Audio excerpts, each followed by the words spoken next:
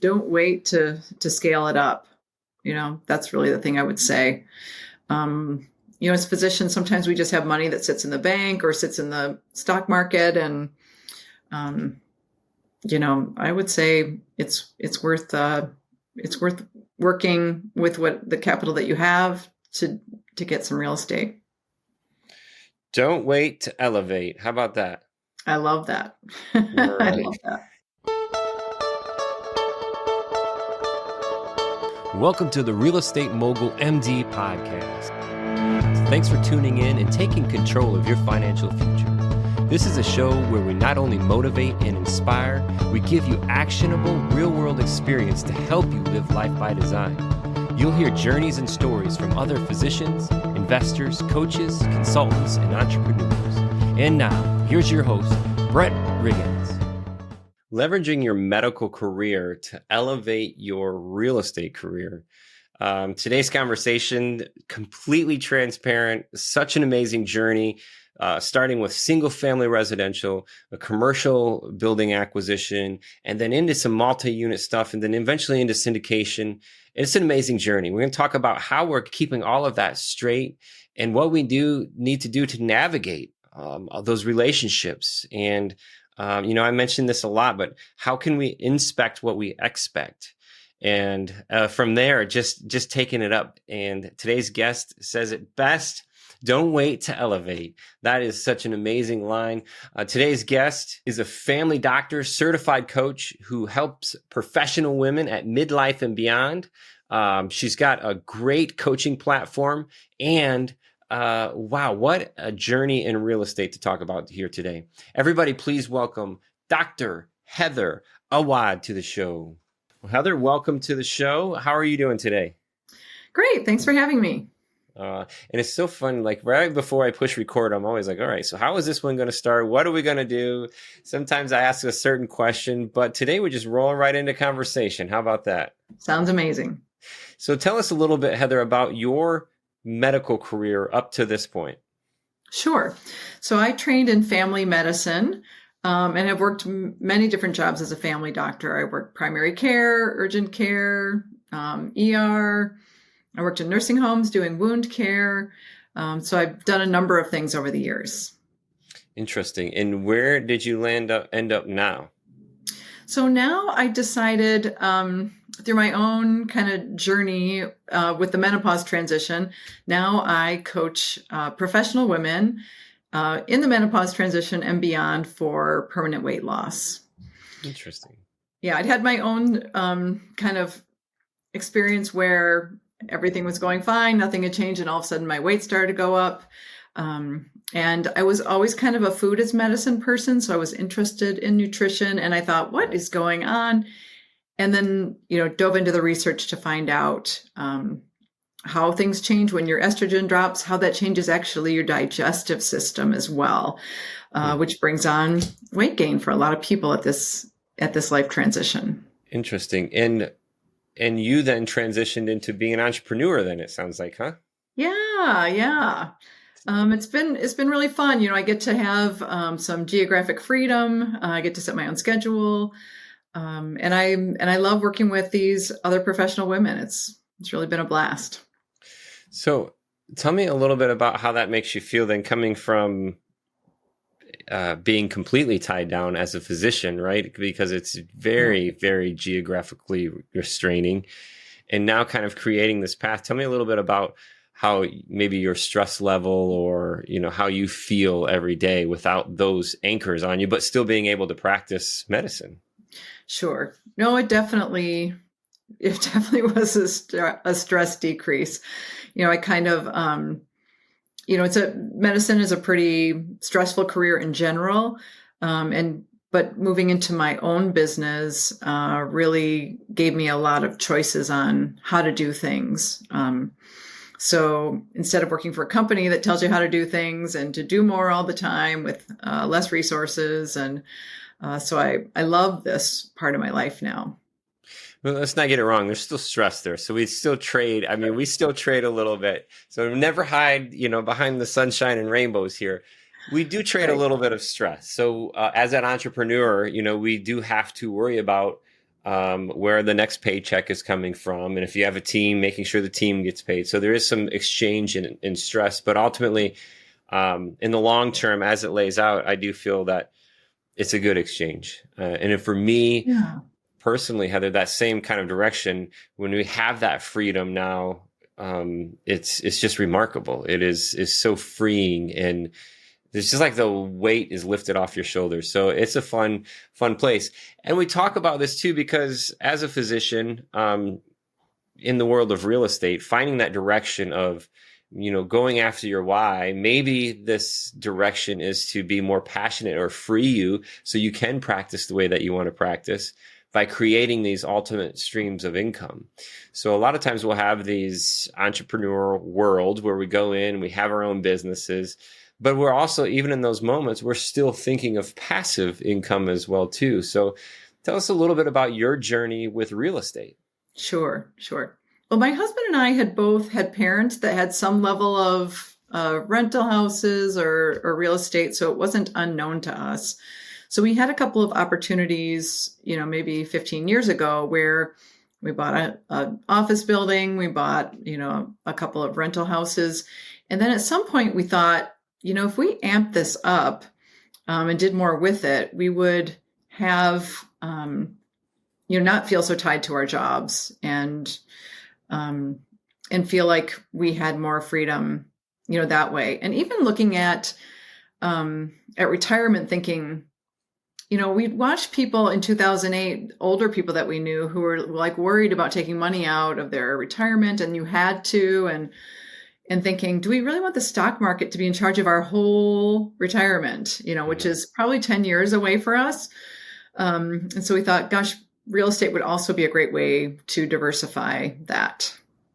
Interesting. And your background. So this is always interesting, because you could be conditioned in a good way or conditioned in a bad way based off of maybe what your parents and their experience in real estate. So it sounded like it was good. What kind of real estate were they holding on to that you kind of cut your teeth or learned, hey, this is possible? Yeah. Well, my parents owned a low-income house, a low-income rental house duplex in Lansing, Michigan. So my brothers and I would go play while they would paint the walls, all that kind of stuff. They talked about the problems they had with tenants sometimes, and the great things that happen with tenants.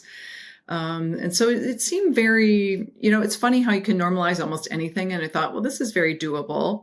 Mm-hmm. And so when we went to buy some real estate, their experience informed mine as well. Because I thought, well, this summer I don't have time to paint the walls, but I could pay someone to paint the walls.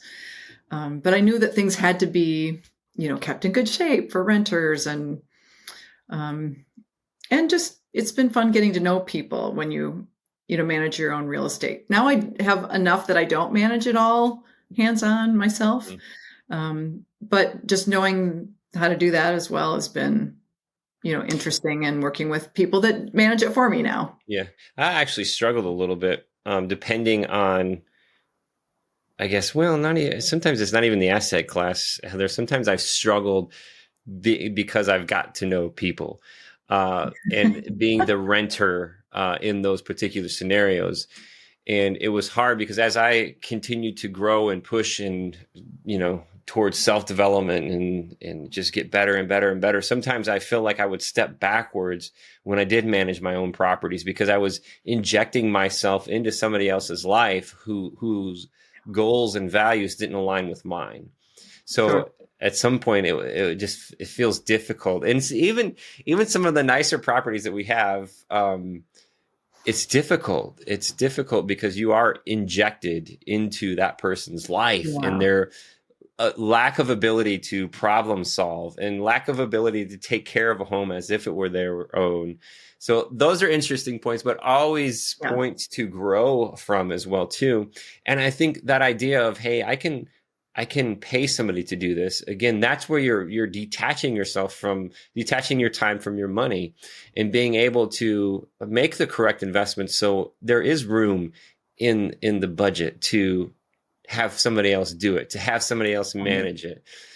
It's cool though. But when you learn by your own blood, sweat, and tears of managing a property, it's different moving forward. So I think it's a great path. It's so cool that your parents had it, Mhm. and now you have it. So it sounded like you went to the commercial building from kind of like that single family residential background, and then you bought the commercial building. What was the difference in that jumped out to you? Like, what were the big pieces? Like, whether it's some stress up front, not knowing on the acquisition or managing it. Tell us a little bit about that difference. Well, that one actually was presented to us. Do you want to buy this one? And my husband, we put his medical practice there, and I did. Actually, at the time, I was doing some medical acupuncture, so I also practiced there. So that was different. But the cool thing about it was, as we were both growing these new practices, we actually made most of our money off of having a triple net lease on a commercial property. Mm-hmm. So that side of our of our income was better than the businesses side that we had in the beginning. Yeah, yeah. Have you ever heard of the aggregation election? No.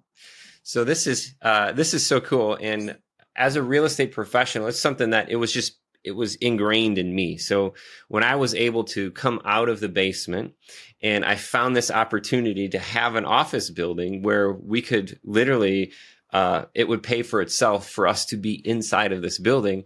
There were benefits that you have for owning that real estate. But as a real estate professional, I could take every bit of advantage of the code as I could because I was a real estate professional. I had this special status, right? But for people who don't have that real estate professional status, there's this thing called the aggregation election that I'm learning about.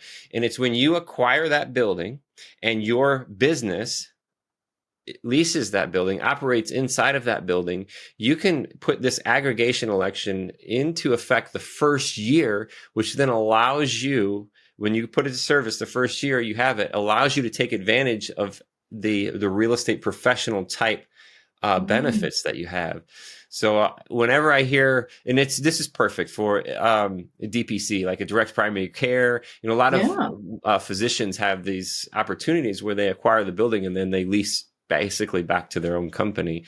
So whenever that comes up, I'm like, there's a perfect chance to say, hey, check this out, because the REP status can be a little difficult to get to, but there are things that we're doing constantly where we can shorten that path to get more benefit for owning real estate. Sure. And I'm wondering and hoping that our accountant did that part. Right. That's the hard part, though. That's the hard part. It's like, and I had this conversation earlier today too about, I think it was talking about depreciation on a building, and you've got to remove the cost of the land, the taxable value of the land, and then it's straight line depreciation. All this, and the person I was talking with, this is a younger person, say, I just don't know anything about that. It's like, all right, it takes time. I actually saw a number yesterday or day before, like as Americans, we spend $400 to $500, I think it was $billion paying consultants and CPA, like trying to figure out the tax code. We're literally paying hundreds of billions of dollars to figure this out. So don't get nervous that you don't know these things, because even the people that we're paying don't know these things. That's the challenge. But if you're put yourself into circles where you're asking these questions, and I will say aggregation elections so many times in the next year that I just want that to spread and be like, okay, that's a great opportunity. What is that, right? But putting yourself in the circles where you're having these conversations, because I hate to say it, sometimes the certified public accountant is not going to care for your money like you do. Nobody's going to care for money like you do, and they're not going to be, taking a risk. If you have Hewitt Tax or one of these online things where you go and get your taxes done, they're going to do what as little risk as possible to get you as much money as possible, right? Yeah. So these are the things that kind of go outside of the box where we can have these conversations, and everybody you talk to and replay this message, like using those little things is so cool. So hopefully they did put that into effect with your building. But that's cool. So you got the commercial building and you're leasing it to the practice, which is really cool.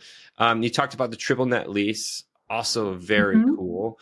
That first building, how many units were in that building? Was it a single single Yeah, it was a user single building? office. Yep. It was a small building. Yep. Very cool. Very cool. And then it sounded like you did some more single family rentals as well. Yeah, we had a duplex as well. And then from there, we decided to scale up. So we decided to learn some more things, get into some communities, like you said, of people talking about real estate. A lot of doctors do this with other doctors, and so did we. Yeah. So then we bought a fiveplex in the Detroit area. And now we have a couple of JV partnerships we have a 27 unit in Hartford, Connecticut with partners, and a 27 unit in Troy, New York with partners. And then we did our first syndication this spring near us, 77 unit. Wow, nice. So the difference that you mentioned JV, so a joint venture partnership versus syndication.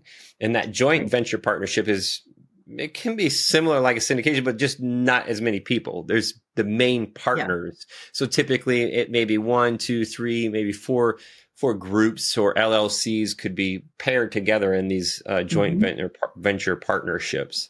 Very interesting, have more control, a little more risk in those as well too. Yeah. But then you mentioned into the syndication piece.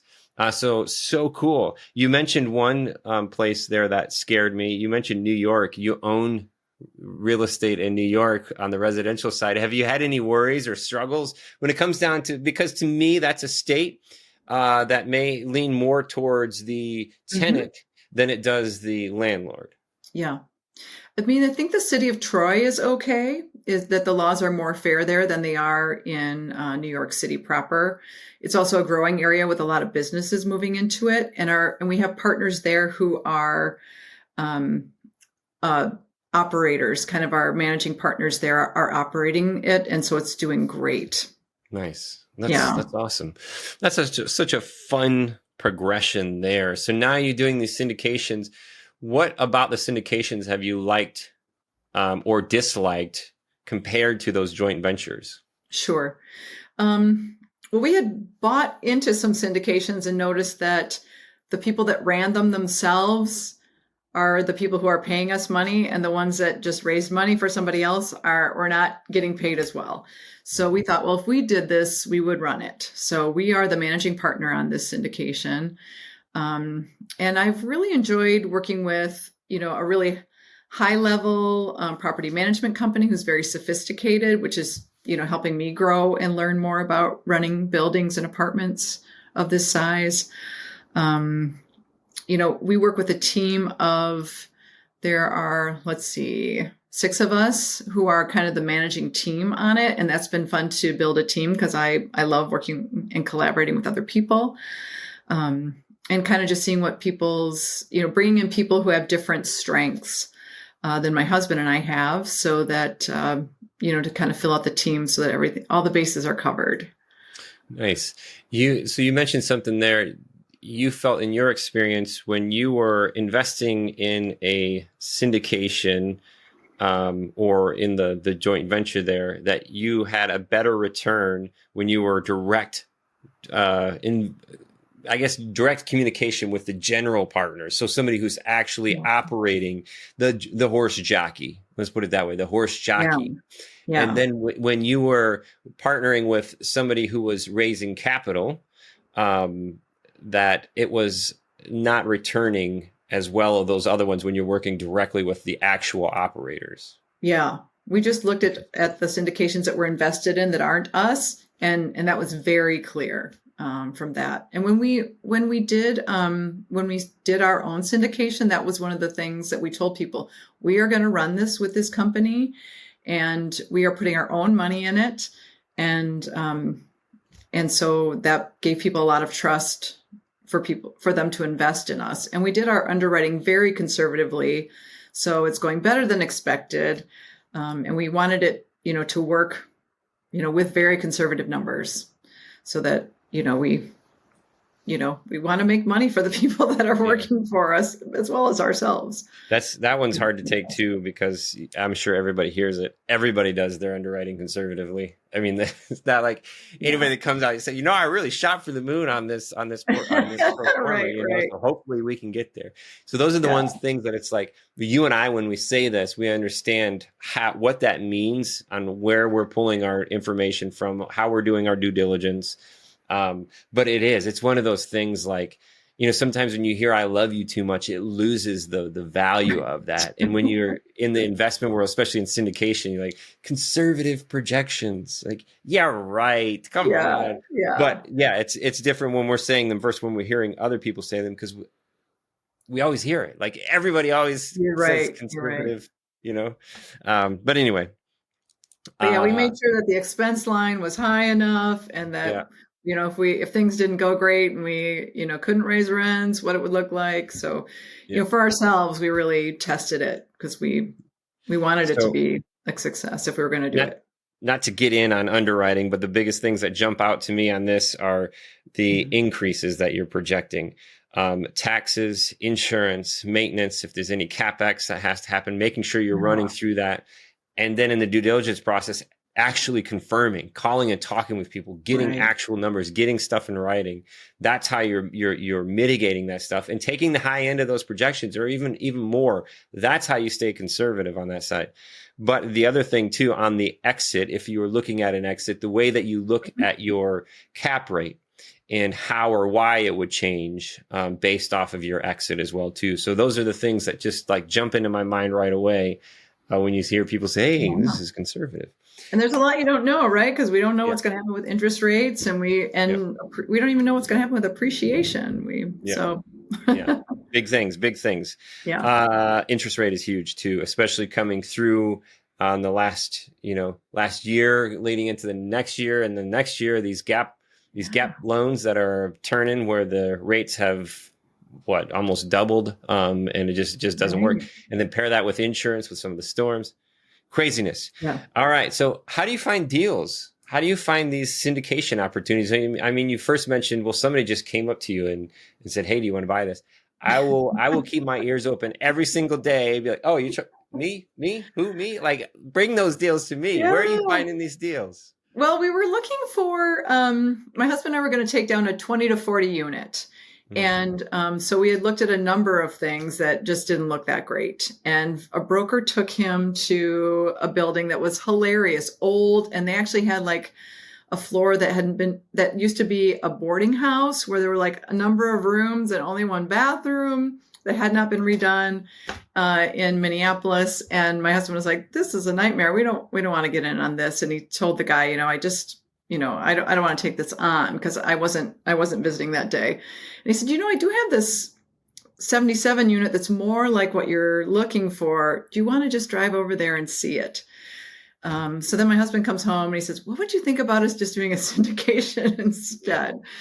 He and I are open to doing kind of crazy things like that, and seeing kind of what comes to us. And so, we looked at it, and it really was a complex that made sense to us. We know a lot of people that do really wild, fancy things, and we were like, this is a place that, people work and they pay rent, and these places can be, improved. And then they had proven that when units were improved, that we got to have higher rents. And we thought, this is very vanilla. We can do this. Interesting. What do you mean by vanilla? Well, there's no extra things. Like, some of our friends have invested in places that has like a restaurant on the main floor, or they're working with a company that wants to do something fancy with the financing. And, we just did something. Meat and potatoes. It's just boring. It worked. Yeah. Whenever we get into those things, you can get this credit, and this type of low income, and that, and no, it's complicated, right? And we wanted to make it real simple. Yeah. Why a 20 to 40 unit?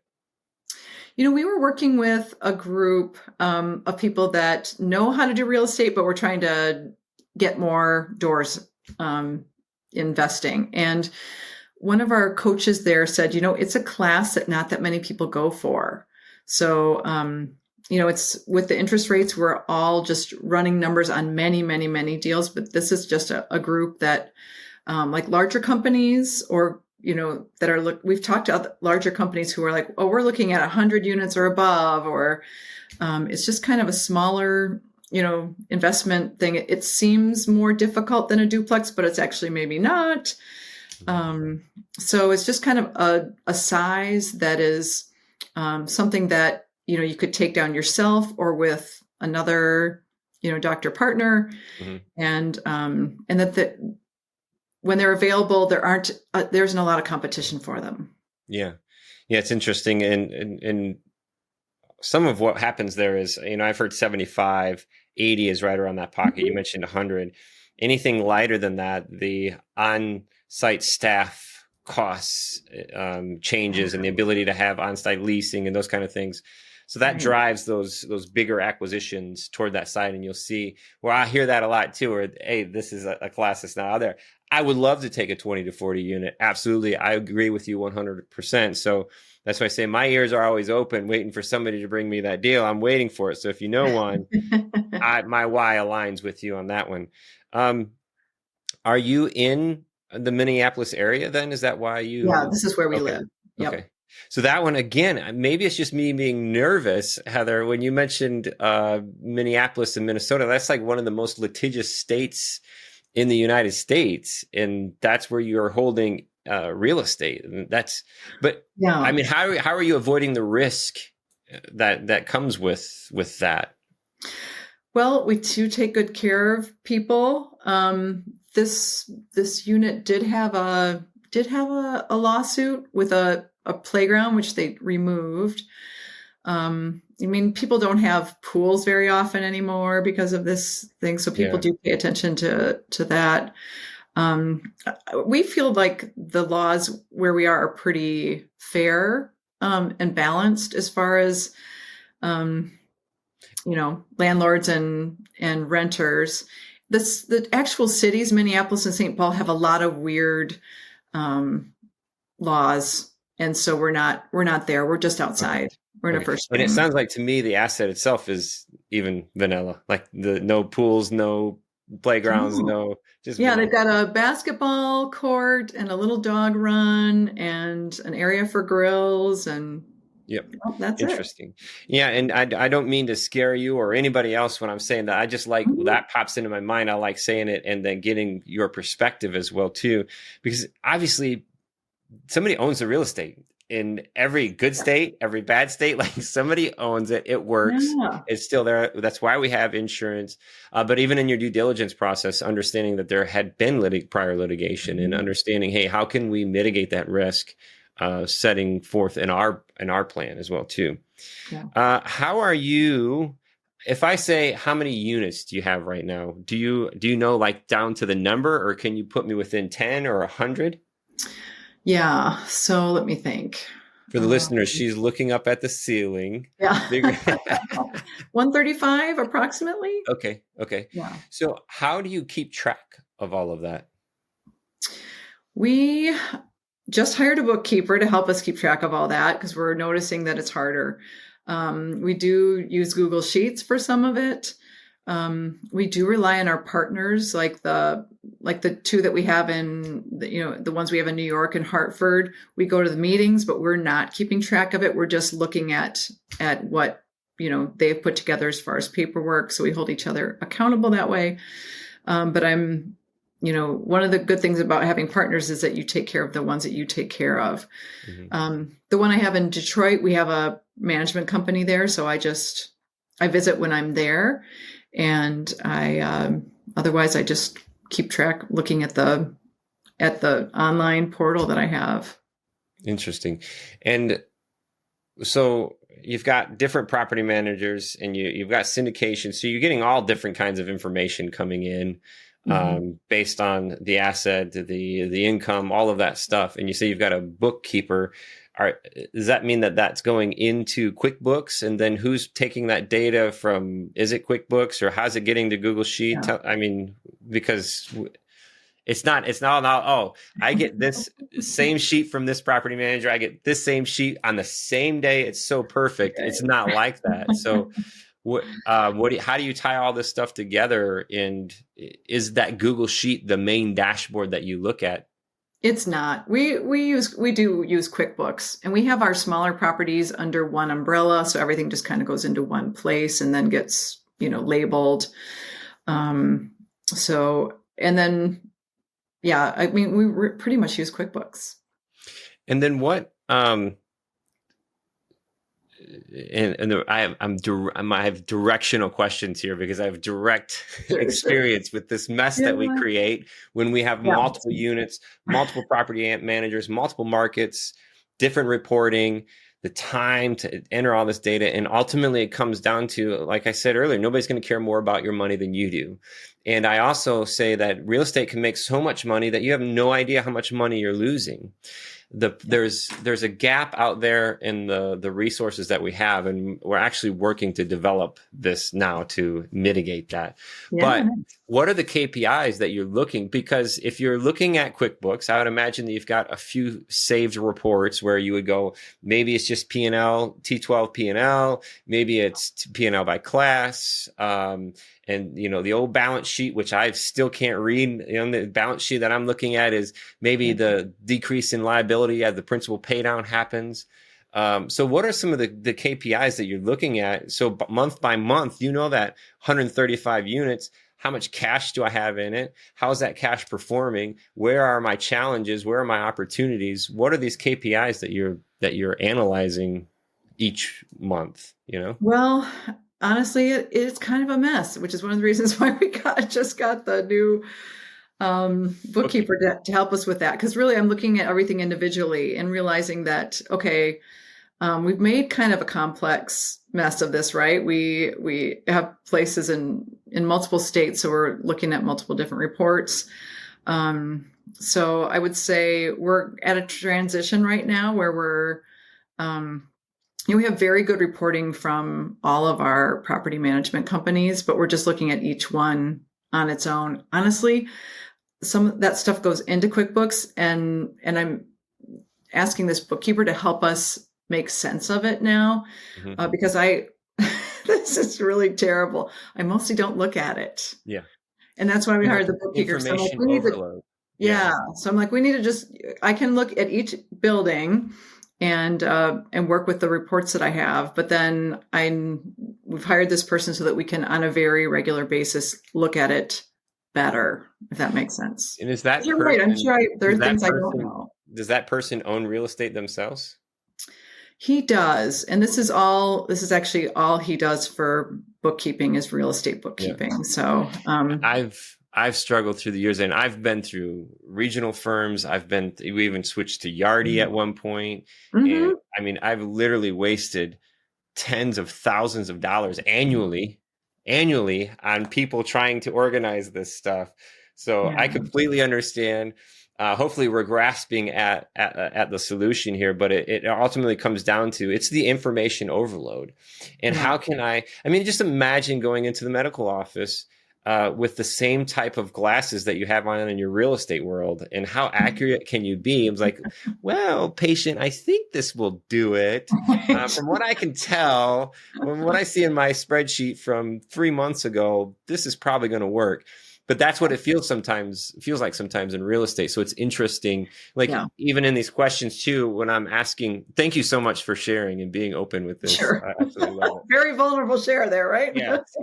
No, but don't feel alone. Nobody has that down. I'm telling you, nobody has that down.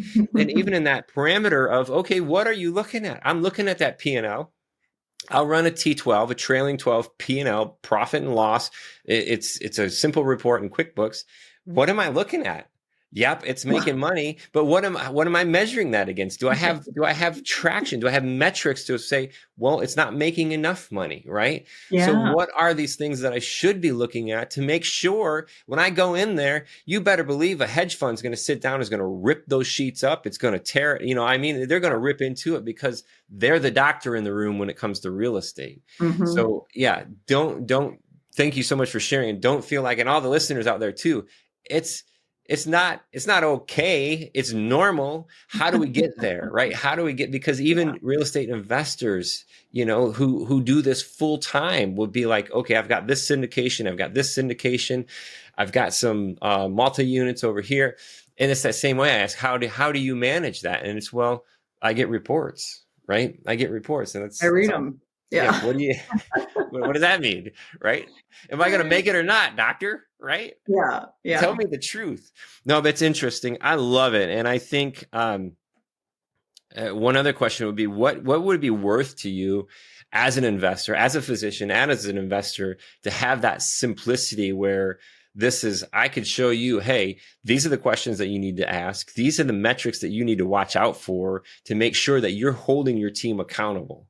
I mean, how much would that be worth to you to be the doctor in the real estate room?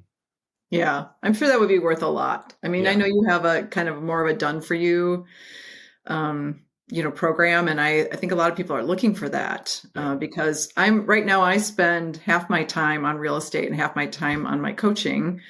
And a lot of people don't have, 20 hours a week to spend on this. Well, if it was 5149, you could stretch for that REP status, right? I am doing that this year. I am doing reps this year. Yep. I love it. And I told my husband, I'm like, I'm only doing it this year because my coaching program's growing, but we'll do it this year.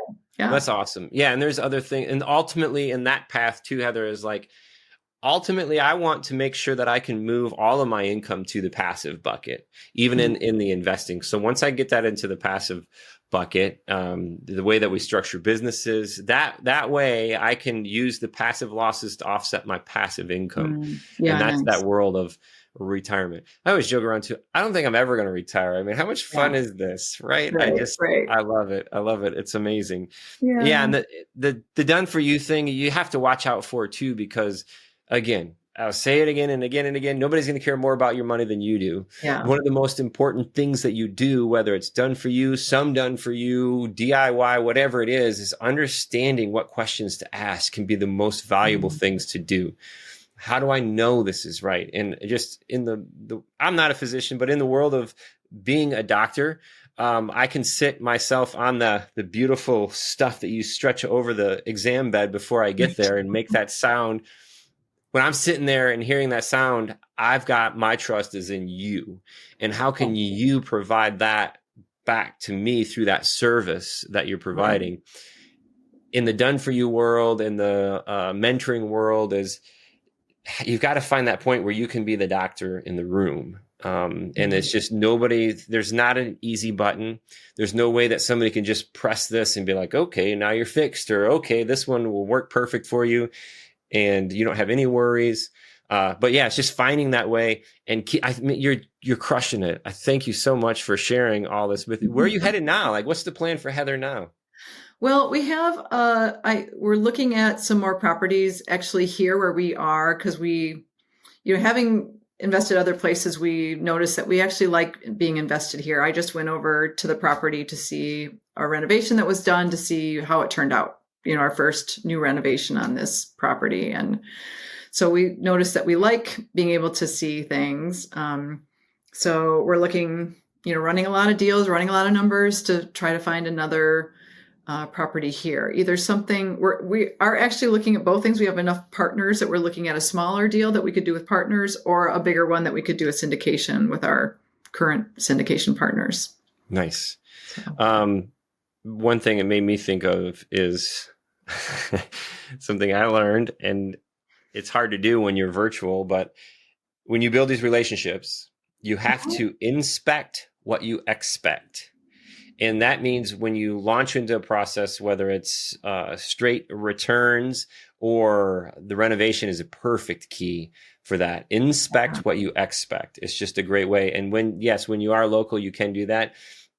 Building a process where you never have to trade your time for your money is important. But being in a world where you are there because you want to be, not because you have to be, is also different as well too.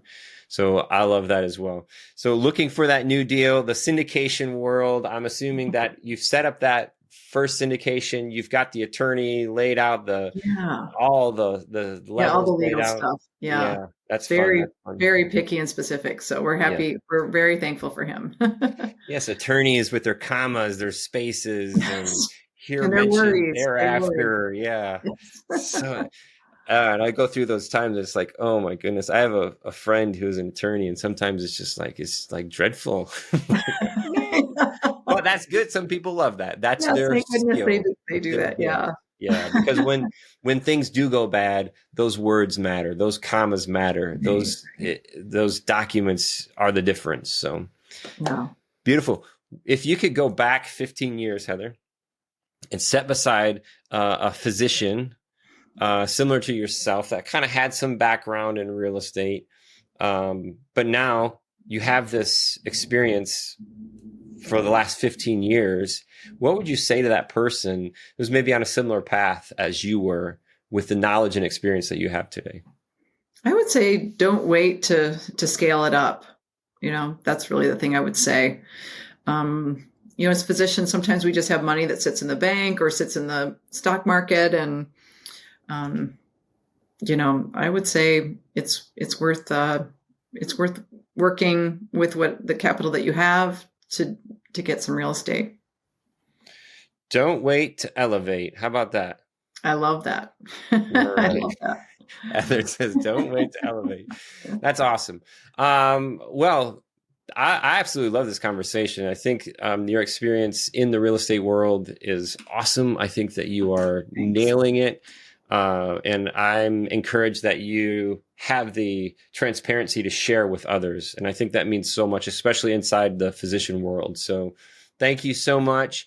You've got a website that I want to make sure that if people wanted to connect with you, what's the best way that they can connect with you? Yeah, if they go to vibrant-md.com, they can learn a lot more about menopause transition weight loss. There's a free video course there, or they can connect with me there. So connect with you, awesome. And if they're in any of those areas, maybe you want to continue the conversation, they can connect with you as well on that too, correct? For sure. Awesome.